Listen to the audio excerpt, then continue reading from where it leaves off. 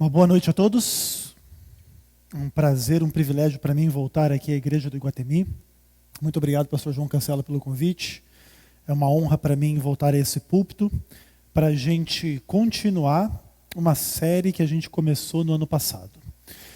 Hoje nós vamos continuar uma série que é Estudando Daniel e Apocalipse. O tema de hoje é sobre o sofrimento humano. Agora, se você quer, de repente, retomar os temas que nós estudamos anteriormente, você pode entrar no canal do YouTube aqui do Igreja do Iguatemi e você vai encontrar lá outros 12 temas entre paralelos Daniel e Apocalipse. Então, vou fazer aqui o merchandise para vocês. Os 12 temas foram os seguintes. O primeiro foi um tema de introdução ao estudo dos dois livros. Depois a gente conversou um pouquinho sobre autoria e data. Quem foi que escreveu esses livros? Em que data foi que eles escreveram? Depois a gente fez uma mensagem sobre métodos de interpretação. Falamos um pouquinho de preterismo, historicismo, futurismo, idealismo. Na quarta mensagem, a gente falou quem é Deus. Então, vendo a ideia de Deus no livro de Daniel e Deus no livro do Apocalipse em paralelo. A quinta mensagem foi quem é Jesus? Encontrando aí a pessoa de Cristo em Daniel e em Apocalipse.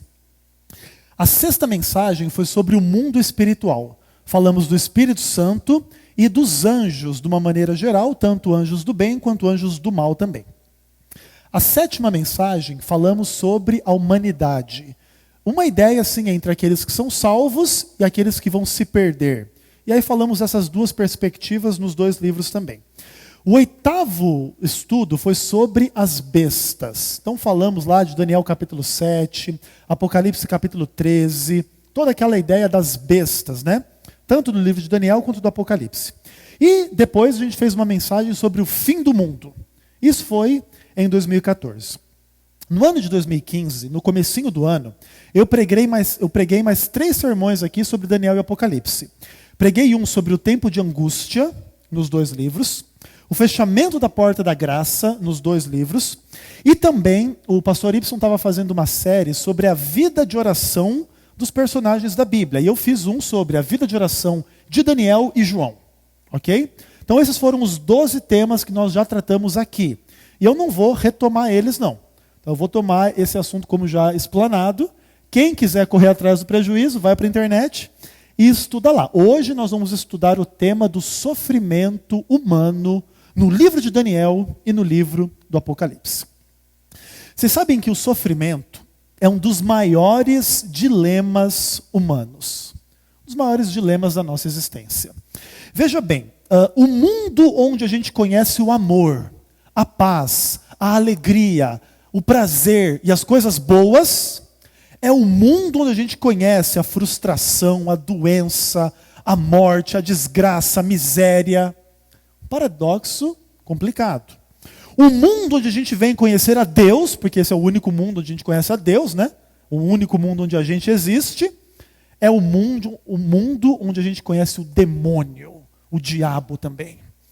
E veja bem, diante desses quadros, como é que o livro do Apocalipse pode nos ajudar, o Daniel e o Apocalipse podem nos ajudar a nos situar frente ao sofrimento?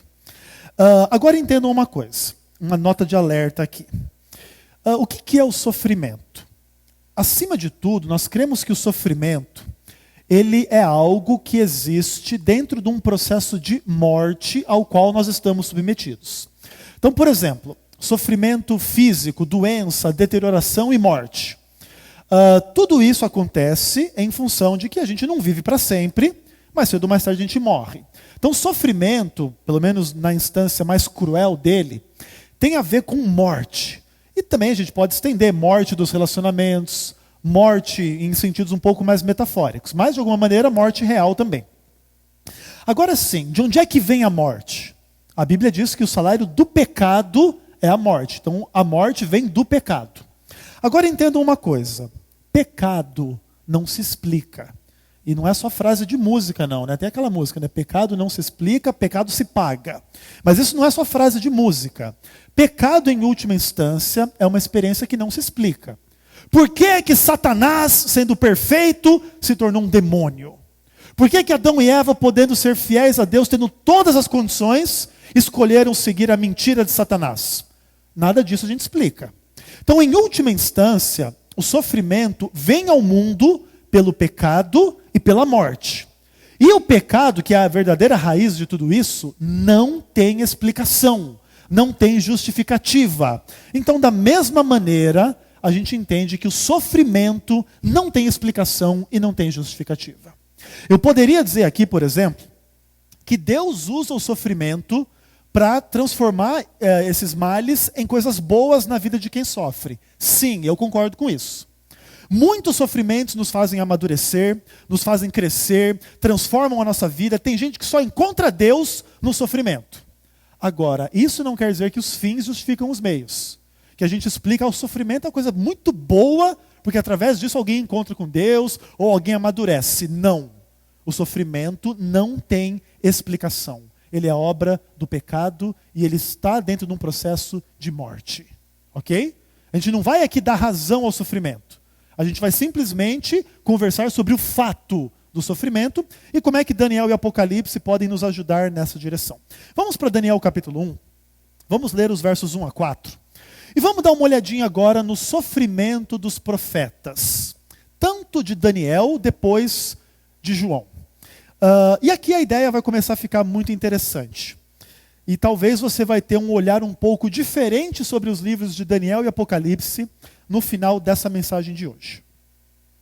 Então assim, Daniel capítulo 1, nós vamos ler os versos 1 até o verso 4.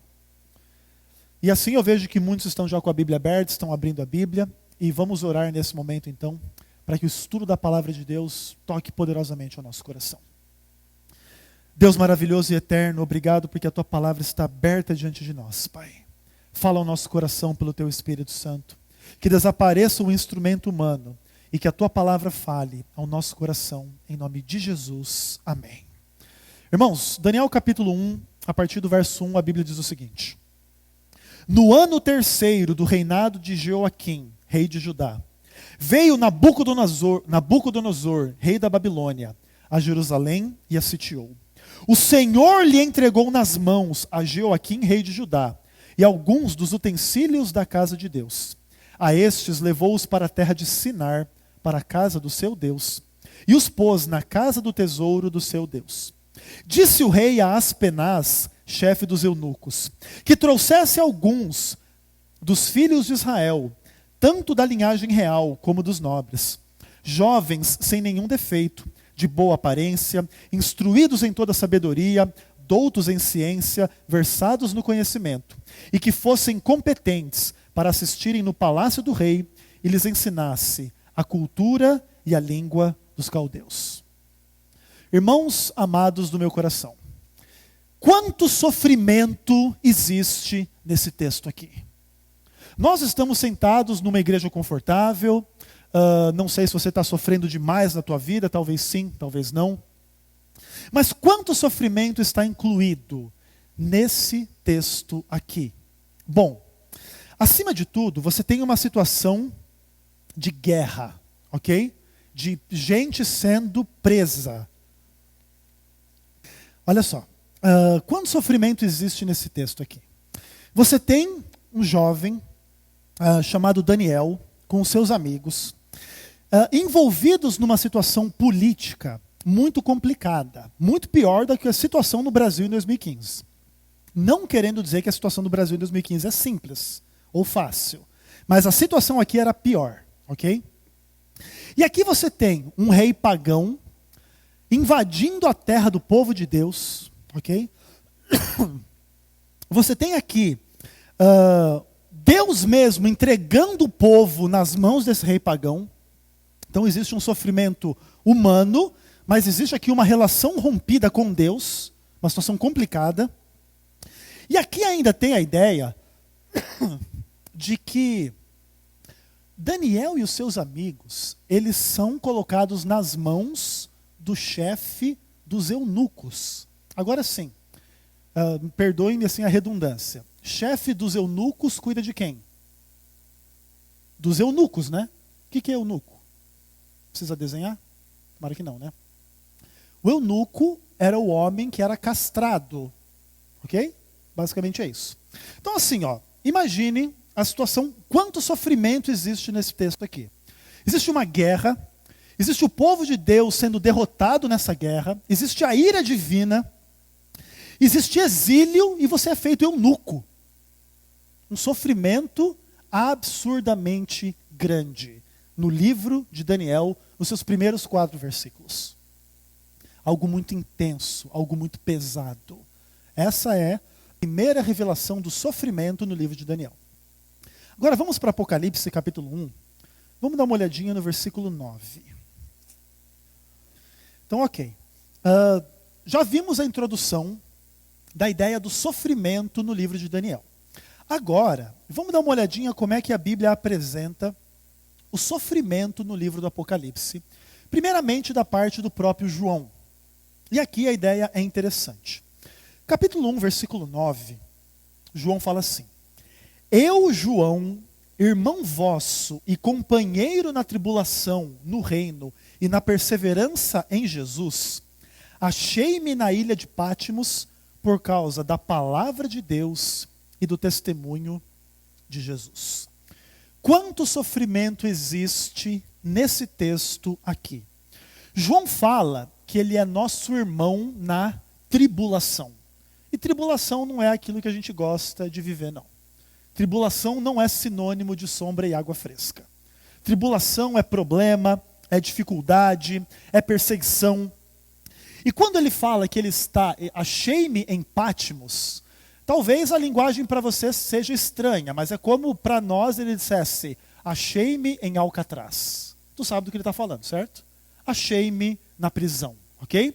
E aqui ele está preso, e é interessante que ele diz que ele está preso por causa da palavra de Deus. Ele não está preso porque ele é um ladrão, porque aí poderia até ter uma justiça aí. Eu sou preso porque eu matei, estuprei, roubei dinheiro da Petrobras, alguma coisa assim, né? Ok, eu estou preso, estou lá em Curitiba, lá não sei aonde, beleza. Mas ele não, ele está preso por ser fiel a Deus, por pregar a palavra de Deus. E é interessante, né? Você prega o amor, inclusive João é um dos maiores discípulos do amor, né? Amados, amemos uns aos outros, Deus é amor, tal e tal. E por você pregar que Deus é amor e que as pessoas devem se amar e amar a Deus, etc., tu vai preso, tu vai para a cadeia. Sofrimento extraordinário. Agora deixa eu dizer uma coisa para vocês essa noite. A vida de Daniel e a vida de João não foram vidas somente de sofrimento. Isso é claro, tá bom? Não vou pintar um quadro dos dois aqui como coitadinhos. Não. Daniel e João tiveram muitas bênçãos na sua vida, muitas alegrias, muitas vitórias. Eles foram pessoas que puderam testemunhar o amor de Deus, a paz de Deus, o poder de Deus, a salvação de Deus. Eles tiveram experiências com Deus extraordinárias. Tiveram visões, cumpriram uma missão, foram abençoados no tempo em que viveram, ok? Etc. Porém, é interessante perceber que essas coisas boas todas não impediram que os sofrimentos acompanhassem a sua trajetória inteira de vida. E eu quero mostrar um pouquinho isso para vocês de forma mais ampla. Vamos voltar para Daniel. Vamos dar uma olhadinha agora no capítulo 2. Vamos ver o verso 13. Vamos ver um pouquinho da ideia do sofrimento no livro de Daniel. Bom, no capítulo 2, no versículo 13, existe uma ideia interessante. E aí a Bíblia diz assim, olha. Saiu um decreto segundo o qual deveriam ser mortos os sábios e buscaram a Daniel e os seus companheiros para que fossem mortos. A ideia aqui, o contexto é interessante. Nabucodonosor tinha tido um sonho, esqueceu que sonho era e convocou os seus sábios. E disseram o seguinte, gente, eu tive um sonho e vocês são bons de interpretar sonho, né? Os babilônicos tinham um pouco dessa ideia meio mística, invocação de Deus, interpretações de sonhos, sei lá, se eles eram meio mágicos ou meio psicólogos, ou as duas coisas, não sei.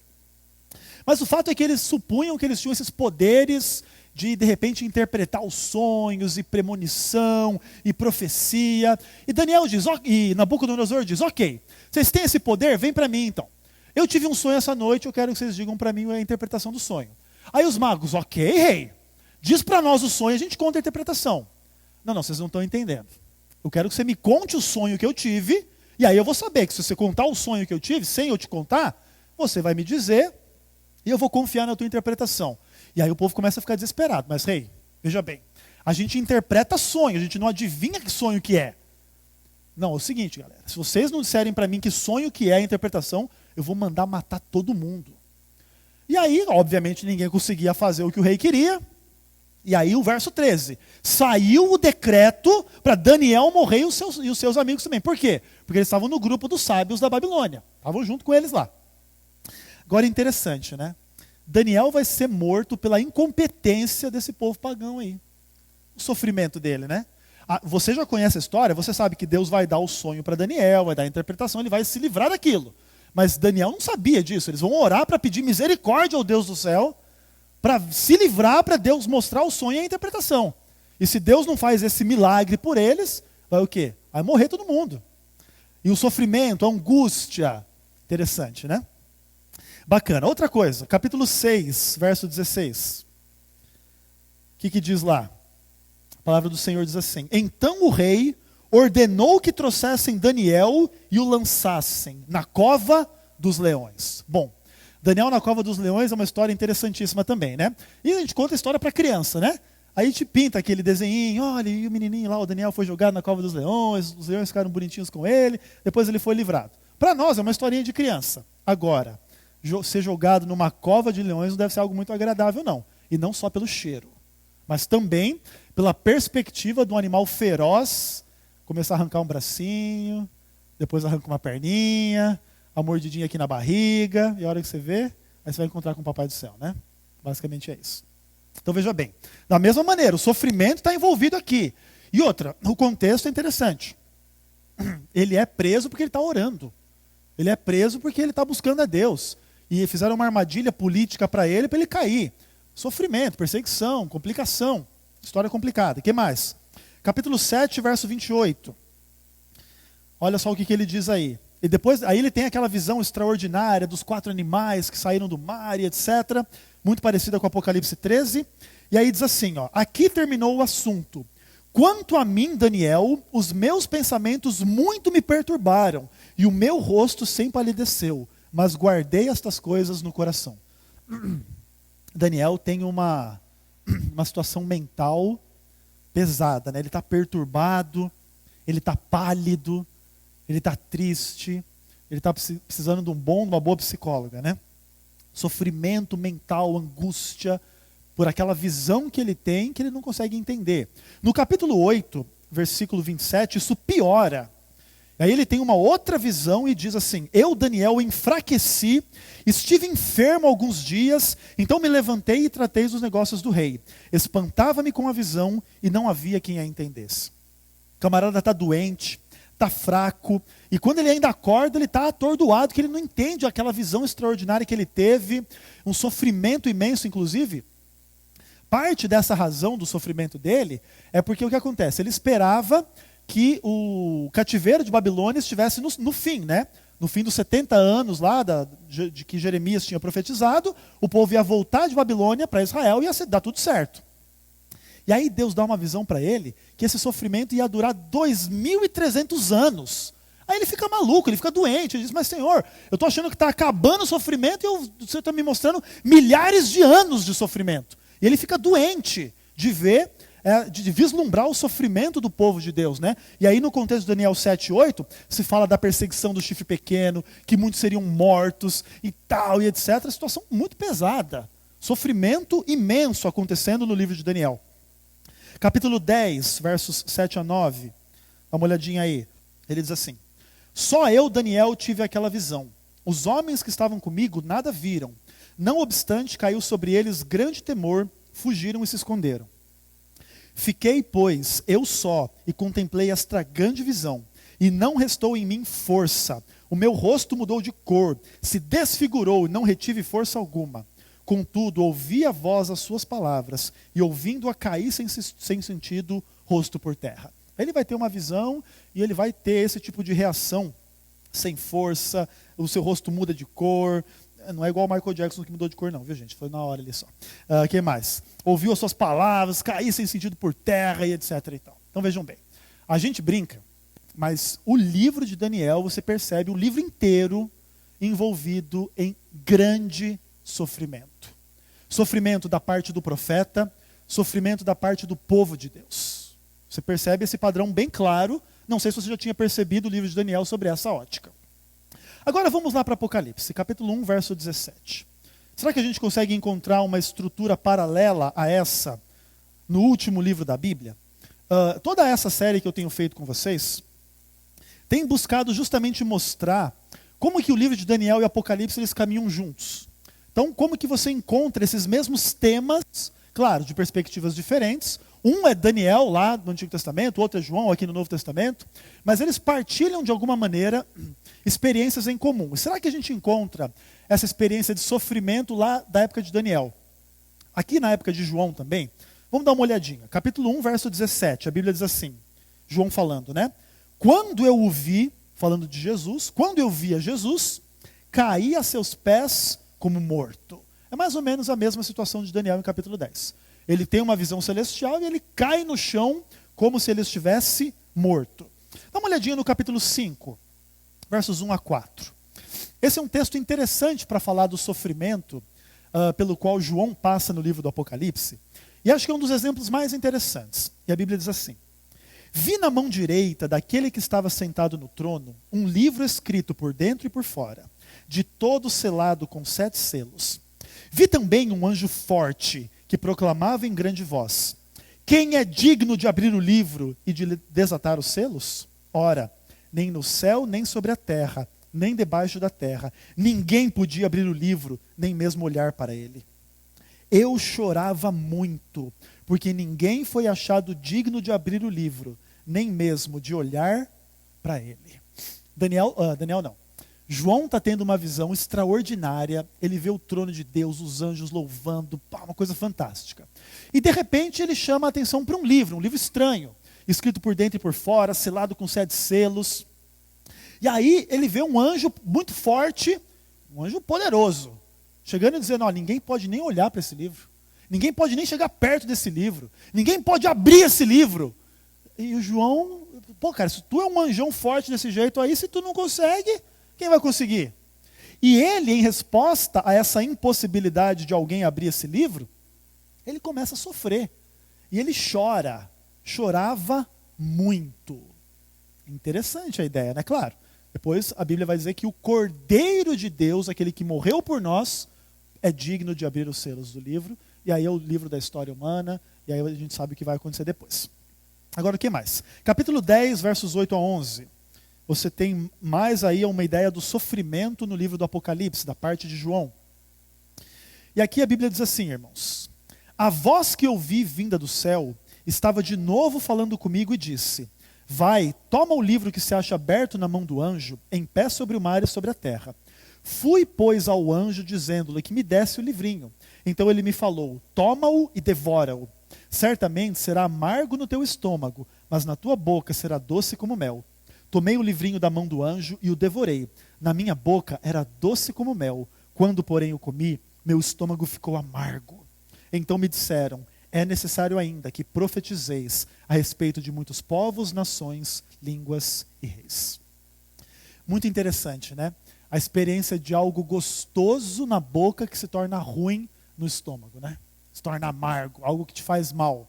De vez em quando a gente come alguma porcaria por aí que nos faz mal, né? No caso aqui, a experiência extraordinária, né? Claro, uma experiência espiritualizada, é um livro, uma ideia de que tem uma mensagem que na boca é doce e lá por dentro ela é amarga. Alguns aplicam isso à ideia um pouco da volta de Jesus, né? No ano de 1844, era uma ideia, na boca era muito doce: ó, Jesus vai voltar, tá marcando a data, sabemos o dia, chega na hora ele não volta, aquilo se torna muito amargo, né? Veículo de crítica, de ceticismo, de um monte de coisa. Inclusive até hoje a gente enfrenta como igreja acusações em função disso aí. A igreja surgiu de uma mentira, um absurdo que marcaram a data da volta de Jesus e tal. Eu não quero entrar no detalhe se isso historicamente vai se aplicar aqui ou não, mas de alguma maneira aqui está a experiência de sofrimento do cara. Ele está comendo uma coisa doce na boca, mas está se tornando amarga dentro dele. Está o sofrimento dele. A última visão do sofrimento de João, Apocalipse 19, versos 9 e 10, E aí eu vou me permitir fazer uma aplicação homilética aqui, não sei se o pastor João Cancela vai permitir, se vocês vão concordar comigo também, tá? Vamos ver se isso aqui é um sofrimento ou não, tá? Vamos ver se vocês concordam comigo. A ideia aqui, ó, 19, versículos 9 e 10, a Bíblia diz assim: Então me falou o anjo, escreve, bem-aventurados aqueles que são chamadas as ceias da boda do Cordeiro. E acrescentou, são estas as verdadeiras palavras de Deus. Prostrei-me ante aos seus pés para adorá-lo.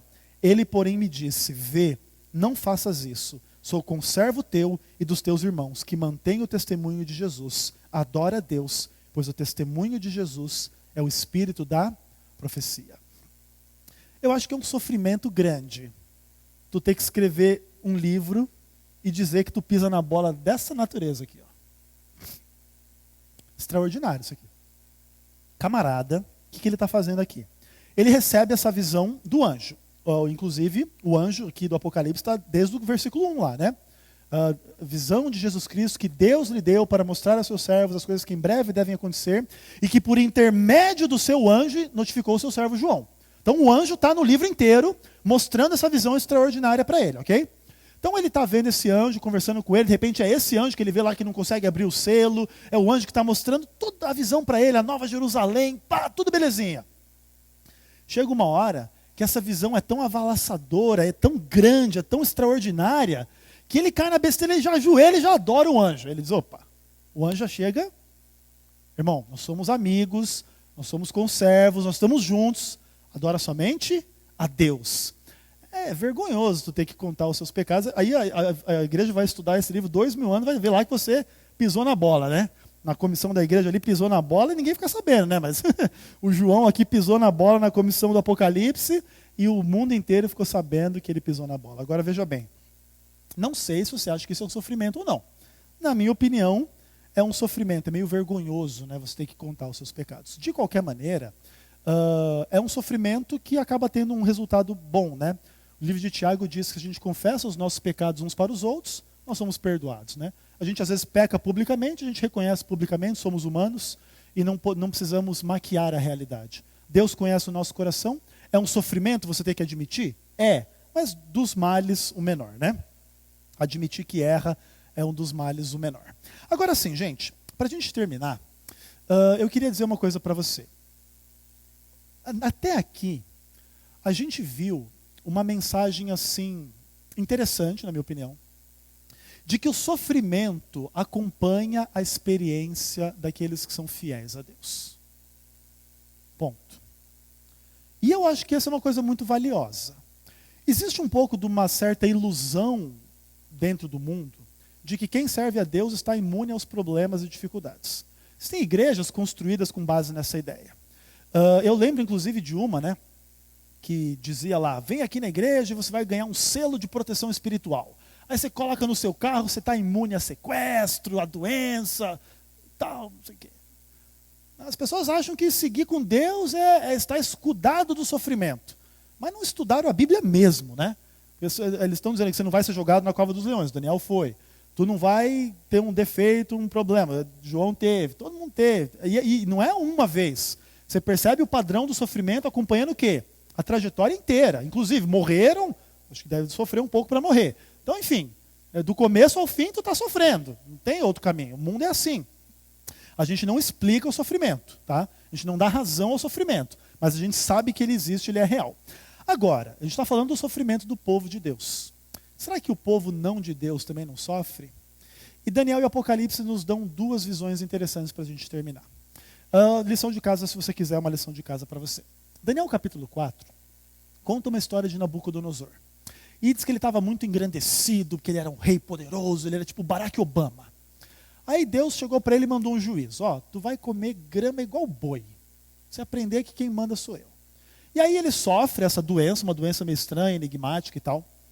E ele, no final dessa jornada dele aí, de viver igual um animal, perdeu o juízo e tal, um sofrimento mental também, ele recobra a razão, e a Bíblia diz que ele louva e exalta o Rei do céu, porque o Deus do céu pode humilhar quem anda na soberba. E aparentemente até parece que Nabucodonosor meio que se converte. Alguns até pensam que ele vai estar lá no céu. Eu não sei. Talvez sim, quero estar lá também, se ele tiver, eu vou dar um abraço nele lá. Nabucodonosor, tu tinha um nome feio, mas tu teve uma história malvada também, tu pecou, fez um monte de besteira, mas Jesus te amou e morreu por você.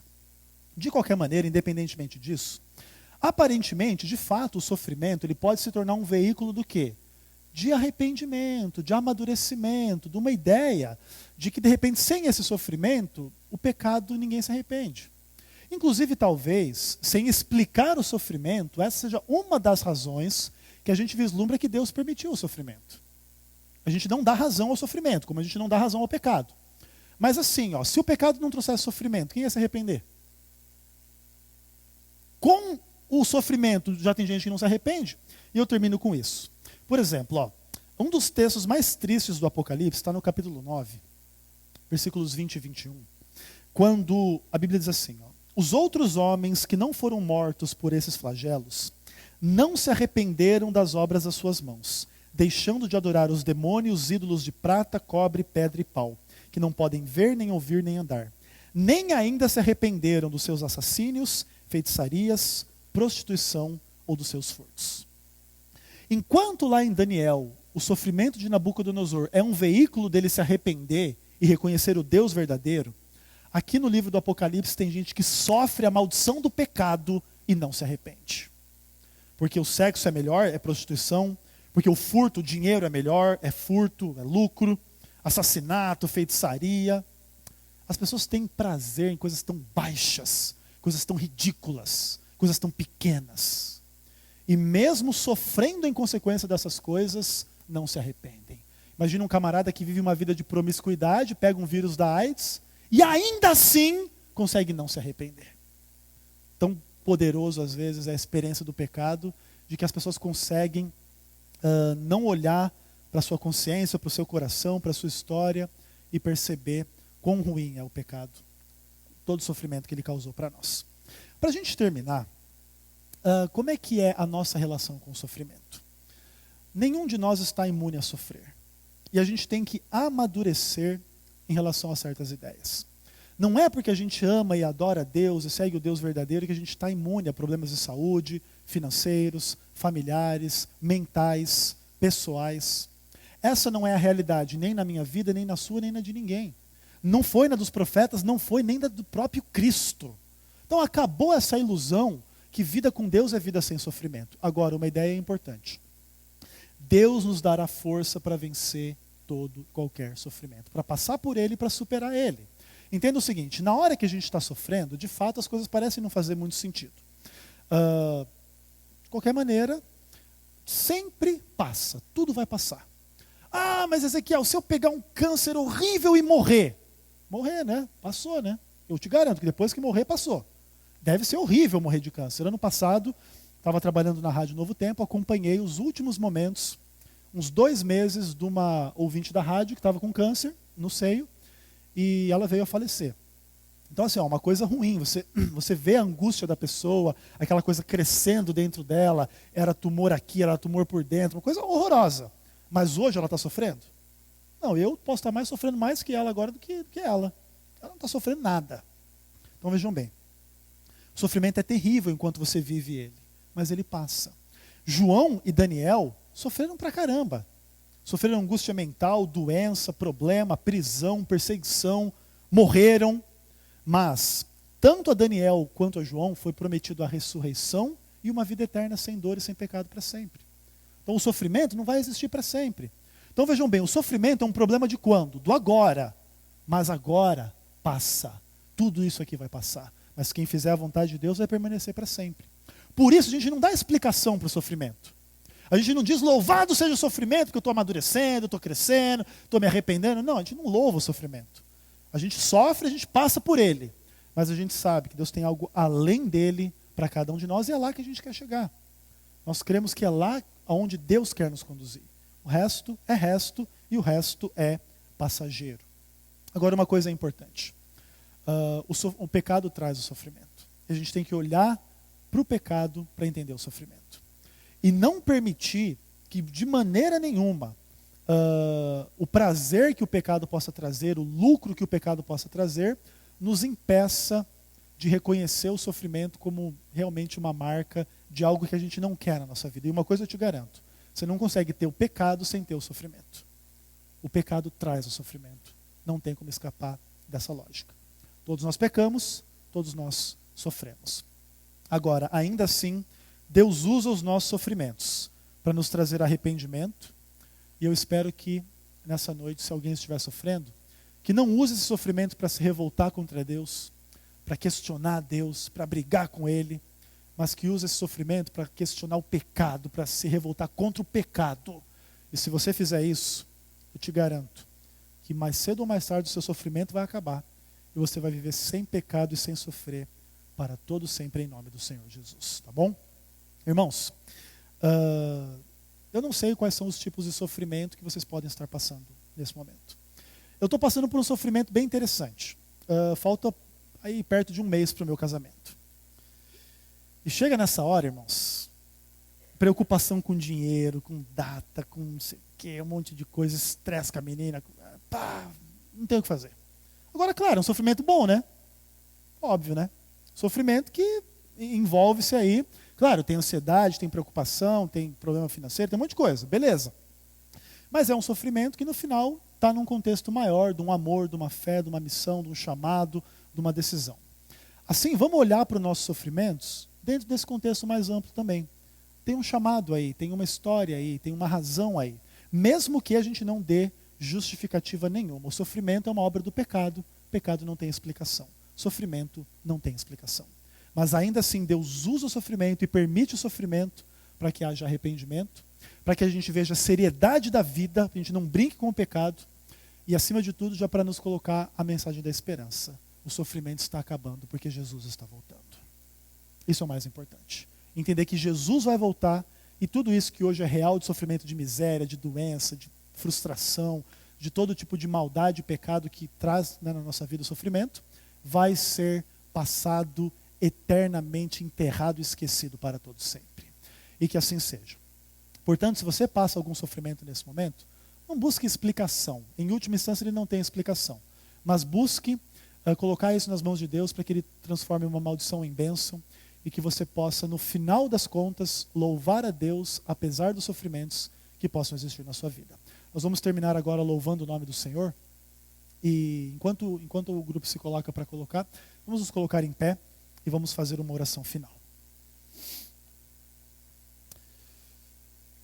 Oremos nesse momento. Senhor Deus e Pai bendito, eterno, em nome de Jesus, obrigado pela Tua palavra nessa noite, Senhor. Obrigado porque o Senhor nos mostra um quadro grande de sofrimento e que às vezes a gente olha para o nosso sofrimento e a gente fica até com vergonha, Pai. Talvez nós nunca sofremos as doenças, os pecados, os problemas, as dificuldades, a prisão, que tantos homens de Deus sofreram na sua vida, na sua história. E nós temos muito que Te louvar, porque apesar do nosso sofrimento também, o Senhor esteve conosco a cada dia ao nosso lado, Pai. Por isso nós queremos Te pedir que o Senhor continue a estar conosco. Estamos sofrendo, talvez com problemas de dinheiro, problemas familiares, problemas de saúde, problemas espirituais, perseguições, não sei, Pai. Mas nós entregamos os nossos sofrimentos nas Tuas mãos e clamamos, Pai, que o Senhor transforme todo mal em bem na nossa vida, Senhor. Em arrependimento, em amadurecimento, em transformação e, acima de tudo, em salvação, Pai. Que o pecado não prevaleça contra nós, que os nossos sofrimentos não prevaleçam contra nós, mas que possamos ser vitoriosos em nome e pela graça do Senhor Jesus Cristo, Pai. Entregamos o sofrimento de cada um de nós nas Tuas mãos, pedindo que o Senhor faça o melhor por cada um de nós e que o Senhor nos prepare para o fim do sofrimento na volta de Jesus. Que naquele dia possamos todos estar ao Teu lado, salvos para a eternidade. Em nome de Jesus nós oramos. Amém.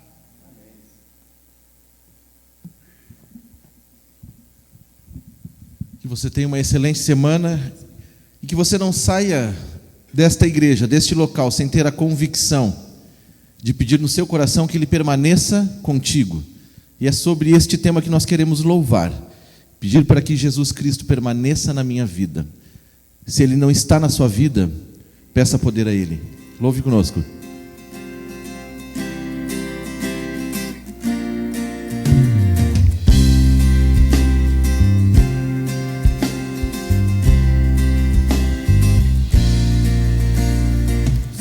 Senhor, em mim habitar, pois quero ser templo teu.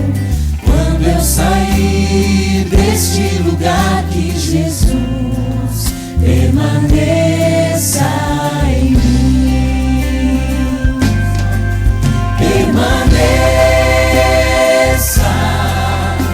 em mim.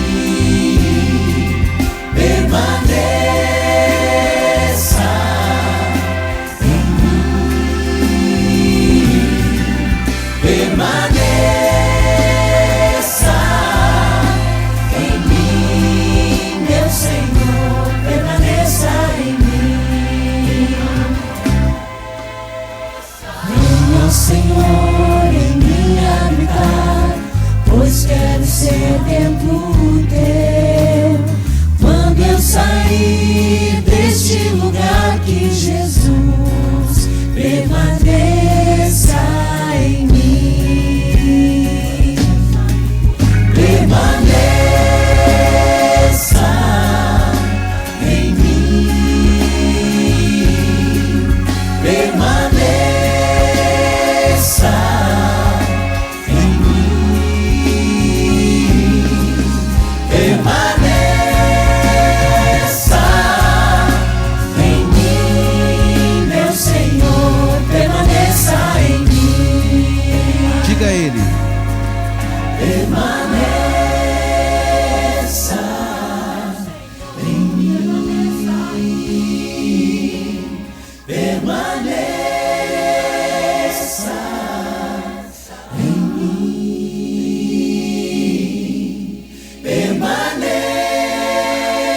Permaneça em mim, meu Senhor. Permaneça em mim. Amém? Uma boa semana para você.